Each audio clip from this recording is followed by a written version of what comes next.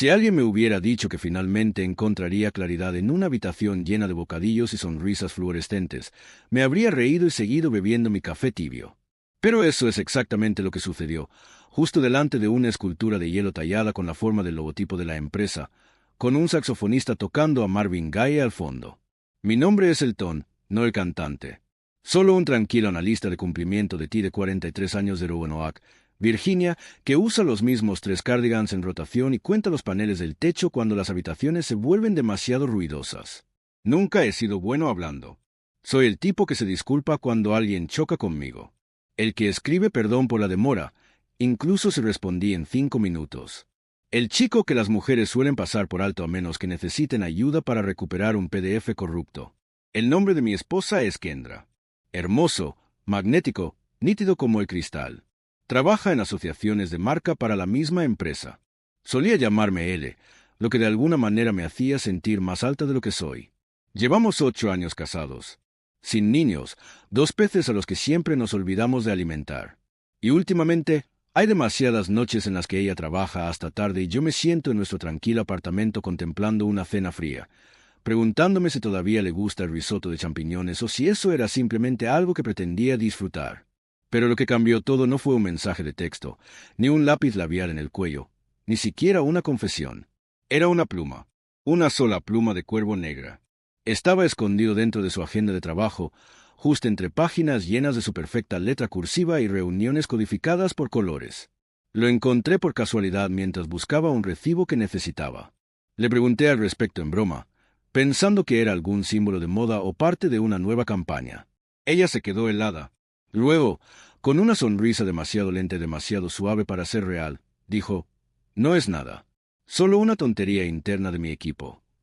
Y eso fue todo. Ella entró al baño y yo me quedé allí sosteniendo esa pluma como si me quemara la mano. ¿Sabes cómo la gente dice que tu instinto lo sabe? El mío no solo lo supo, sino que gritó. Pero no dije nada.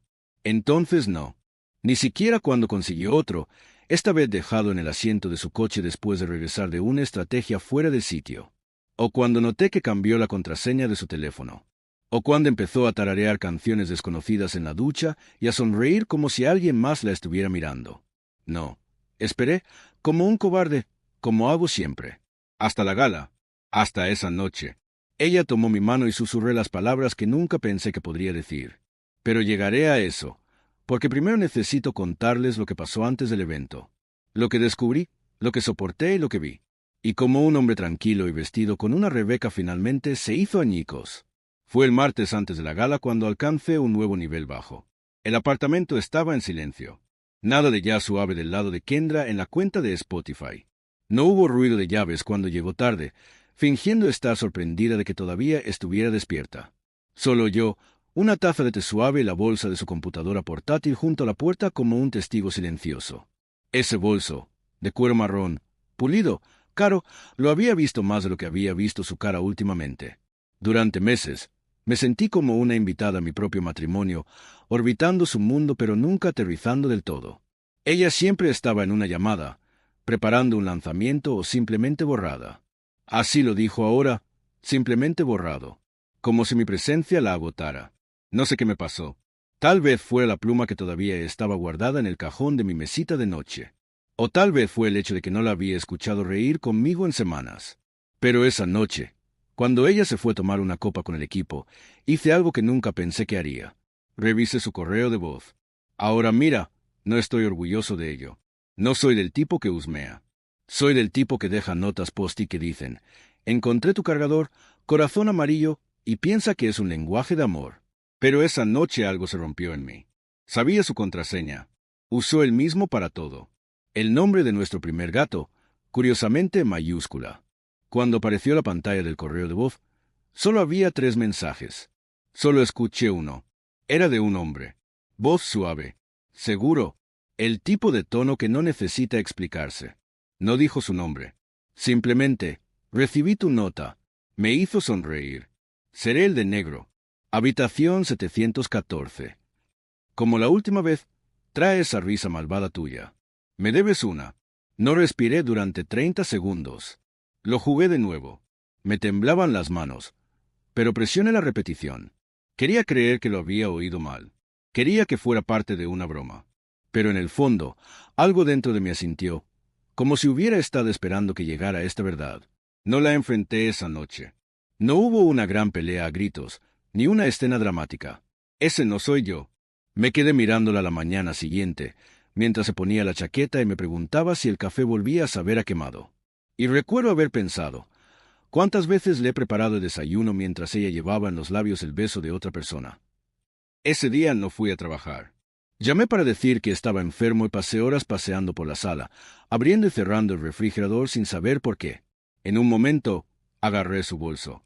No para husmear, sino porque estaba entumecido y no podía pensar. Fue entonces cuando me di cuenta de que su identificación de empresa había sido cambiada por una segunda. Una insignia diferente, negra y dorada, sin nombre, solo un cuervo. Y volví a pensar en las plumas. Esa noche ella no volvió a casa, aunque ella me envió un mensaje de texto. No esperes despierta, nena. Es un maratón de lluvia de ideas, jajaja. Te amo. Ella nunca había usado jajaja en su vida. No respondí. Simplemente apagué mi teléfono. Me acurruqué en el sofá y me quedé allí despierto hasta las 5:12 de la madrugada, cuando escuché el crujido de la puerta principal al abrirse y el suave tintineo de tacones al quitarse en la oscuridad. Ella pensó que estaba dormido. Y, en cierto modo, lo era. No lo sabía entonces, pero la versión de mí que la amaba tan puramente ya había muerto esa noche. El hombre que se quedó despierto planificando viajes de aniversario, que se dio cuenta cuando ella cambiaba su champú, que compró pequeños obsequios simplemente porque sí. Creo que desapareció en el momento en que terminó el mensaje de voz. Solo quedó el señor que empezó a contar los días para la gala, porque yo iba. Y yo me pondría el traje gris que ella odiaba, con el cuello ligeramente arrugado y mis zapatillas viejas en lugar de zapatos lustrados. No para impresionarla, ni siquiera para reclamar algo, sino porque necesitaba que viera lo que rompía. Y quería estar erguido cuando ella intentara alcanzar los pedazos. La invitación oficial por correo electrónico a la gala llegó a mi bandeja de entrada 3 días antes del evento. Se suponía que no debería estar en la lista. Nunca lo había estado antes.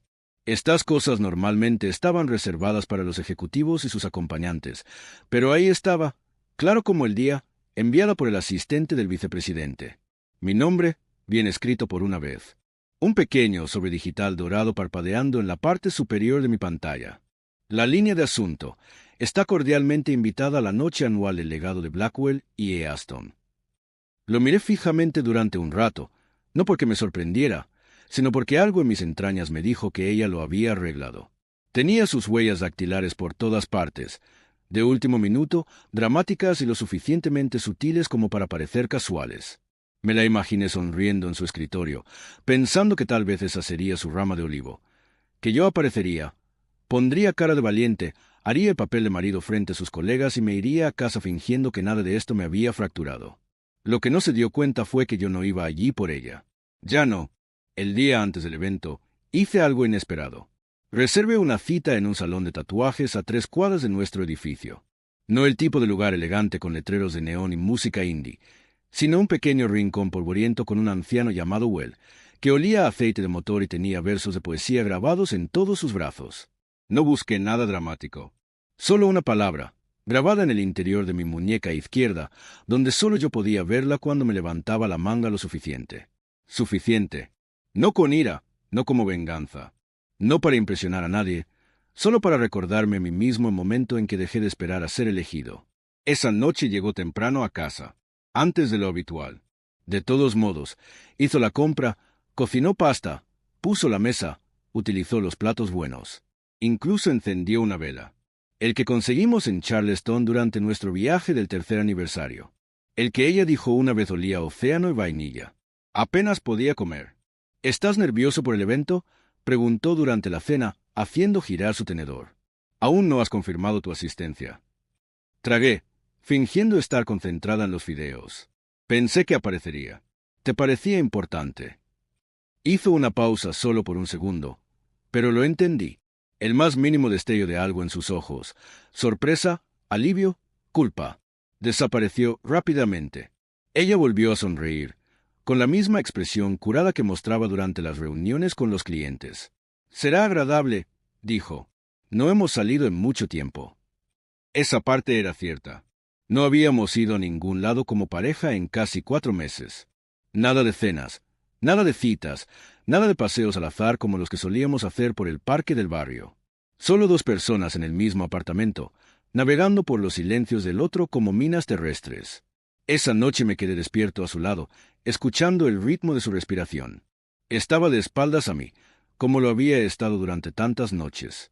Me quedé mirando al techo, contando los débiles destellos de los coches que pasaban y que cruzaban nuestra ventana. Y pensé en lo lejos que tiene que llegar alguien antes de poder acostarse a tu lado todas las noches y seguir sintiéndose como un extraño. Por la mañana me desperté con una sorpresa. Había una caja a los pies de la cama, envuelta para regalo, con una notita que decía, «Para mañana por la noche, K». Dentro había una corbata azul marino oscuro, de seda, de diseño. Reconocí la marca porque la había visto antes en el recibo que encontré un mes antes y que, según ella, era para un cliente. Todavía tenía la etiqueta puesta y todavía olía como la tienda. Me quedé allí sosteniéndolo como si significara algo. Pero no fue así. No fue una oferta de paz. Era un camuflaje, una forma de hacerme pasar desapercibido, de desempeñar el papel, de no hacer preguntas. Pero tenía preguntas y no iba a retenerlas más. La noche de la gala llegó envuelta en una espesa niebla gris, de esas que parecían meterse en tus huesos en cuanto salías. Nos conduje hasta allí en silencio. Kindra tecleó distraídamente su teléfono durante todo el viaje. Vi su pantalla varias veces, ráfagas de emojis, una imagen que no pude distinguir, muchas caras risueñas. Nada de eso me envió. El hotel era uno de esos lugares que solo se ven en las revistas de lujo. Todos los candelabros y un sinfín de espejos, donde cada paso suena como si costara $500. Mientras caminábamos por el vestíbulo de mármol, noté cómo Kindra enderezó su postura, como dejó que su mano rozara ligeramente la mía pero no la sostuvo. Sus ojos seguían escaneando a la multitud incluso antes de que llegáramos al salón de baile. Estaba buscando a alguien y no era yo. En el interior, el lugar era un remolino de trajes negros y vestidos plateados, vasos tintineantes y risas falsas. Las mesas estaban decoradas con altísimos jarrones de lirios blancos y extrañas ramas retorcidas. Un trío de jazz tocaba demasiado alto en un rincón y los camareros tumbaban entre los invitados, llevando pequeñas bandejas de comida que no podía nombrar. Kendra sonrió como una política, guiándome a través de grupos de compañeros de trabajo y jefes de departamento, presentándome con voz alegre como si fuera parte de sus accesorios para la noche. «Mira, embrague, marido». Estreché la mano, asentí y murmuré frases seguras como encantado de conocerte y parece una gran participación. Pero la verdad es que apenas registré la gente. Mi mente seguía dando vueltas hacia el mensaje de voz, las plumas de cuervo, la segunda placa sin nombre y la sensación de pesadez que se hundía más profundamente en mi pecho con cada conversación forzada. Aproximadamente 1 hora después, Kendra se excusó y dijo que necesitaba hablar con el coordinador de relaciones públicas. Me dio un beso rápido en la mejilla, como quien felicita a un niño por portarse bien, y desapareció en el mar de vestidos relucientes y smokines hechos a medida. No la seguí. En lugar de eso, me acerqué al bar y pedí un refresco. Sin lima, sin guarnición, solo algo que sostener en la mano para no parecer tan vacío como me sentía. Mientras bebía y miraba, un hombre se deslizó a mi lado. Alto, confiado, traje negro, camisa negra, sin corbata. Ni siquiera me miró. Sus ojos estaban fijos en el salón de baile, escudriñando como un lobo en un campo de conejos. Lo reconocí de inmediato, aunque nunca antes había visto su rostro. Lo reconocí por el broche de cuervo que brillaba en su solapa, exactamente el mismo símbolo del lote oculto de Kindra. Se apoyó casualmente contra la barra y le murmuró algo al camarero. Su voz era inconfundible. Coincidía con el del mensaje de voz, como si el sonido mismo llevara el recuerdo de esa noche a mis huesos. Y entonces lo supe. Sabía exactamente lo que él era para ella. Sabía lo que había estado haciendo.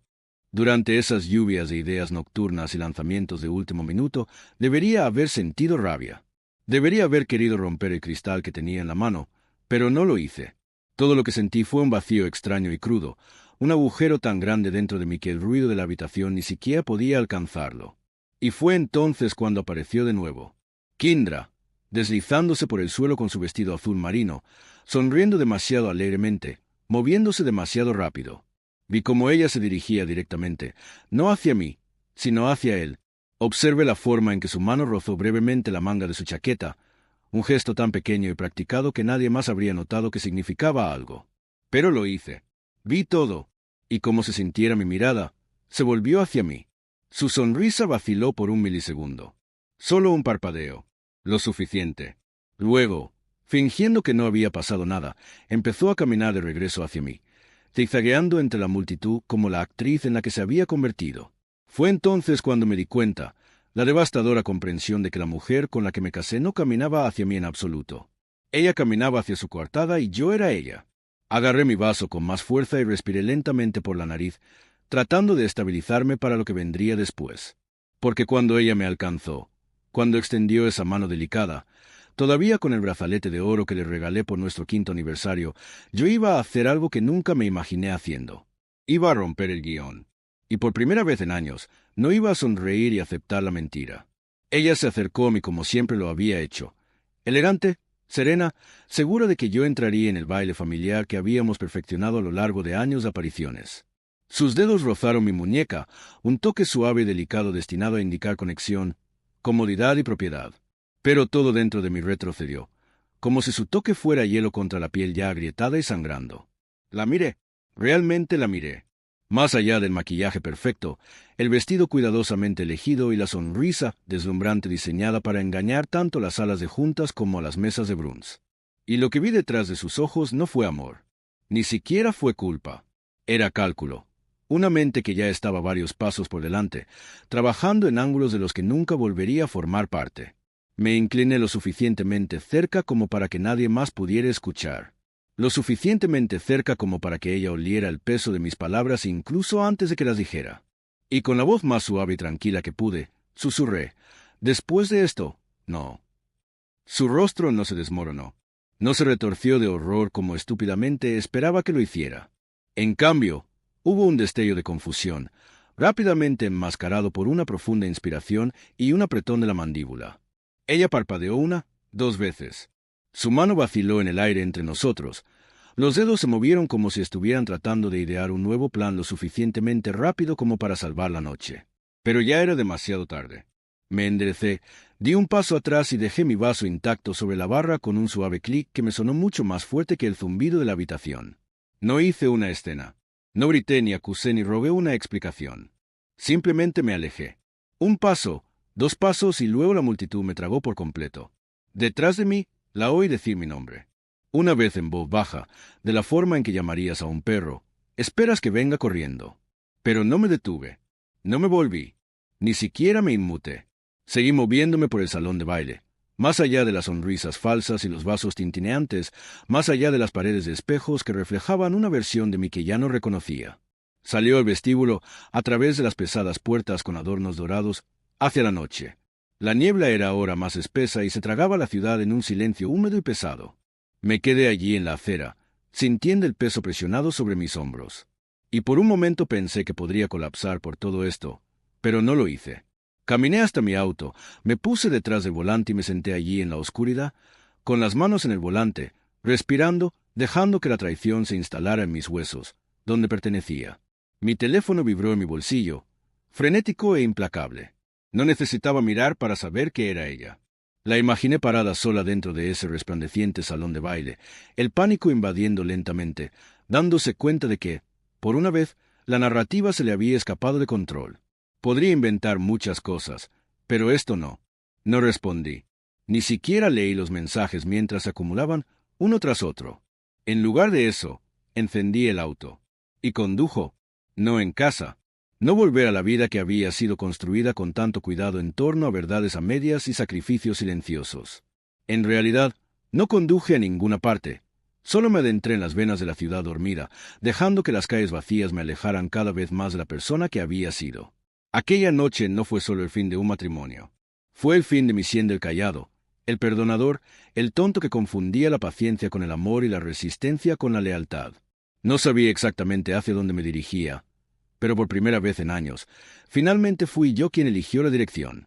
Conduje hasta que la ciudad se redujo a vías de servicio vacías y moteles olvidados, hasta que las luces se desdibujaron en una única e interminable mancha sobre parabrisas. Mi teléfono seguía sonando en el bolsillo de mi chaqueta. Cada vibración era un fantasma arañando mis costillas. Pero no lo toqué. No necesitaba volver a oír su voz. Ahora no. Quizás nunca. No fue hasta que llegué al borde de una ciudad sin nombre, 3 gasolineras, un restaurante y una licorería, que finalmente me detuve. El restaurante todavía estaba abierto, parpadeando su letrero de neón que decía café 24 horas al día, 7 días a la semana en la noche brumosa. Me senté solo en una mesa, rodeado de asientos de vinilo agrietados y un leve olor a tostadas quemadas, mirando una taza de café desconchada que no tenía intención de beber. Debería haberme enojado.